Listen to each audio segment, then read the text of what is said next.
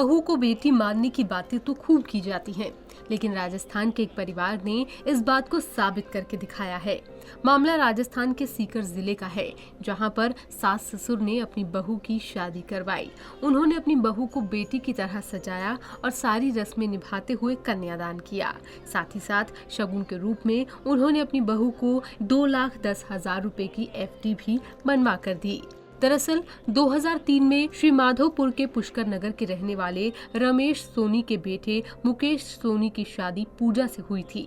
पूजा लौसल इलाके के रहने वाले शिव भगवान की बेटी है, लेकिन मुकेश पिछले साल कोरोना महामारी की चपेट में आ गया। कुछ दिन चले इलाज के बाद उसकी मृत्यु हो गई। इसके बाद से ही पूजा शांत रहने लगी। ऐसे में सास ससुर ने अपनी बहू को एक नई शुरुआत करने के लिए कहा और उसकी शादी के लिए लड़का देखना शुरू किया। कुछ दिन बाद परिचितों के जरिए पूजा के ससुर रमेश सोनी की मुलाकात जयपुर के रहने वाले नागरमल सोनी से हुई। उनके बेटे कैलाश की पत्नी का भी पिछले साल निधन हो गया था। आपस में चर्चा करने के बाद परिवार वालों ने पूजा और कैलाश की मुलाकात करवाई। उसके जीवन के लिए जी बहू की बेटी समान होती है। जी समझ के रखना चाहिए बहू को, परिवार का अंग होती है वो। भविष्य ही उसका सोच के ही ये काम किया।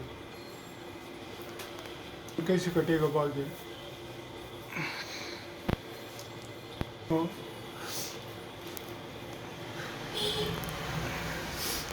नहीं, समस्या हो तो क्या कि पारिवारिक जीवन तो जैसे सोच के काम करना पड़ता है कि भाई क्या किया जाए।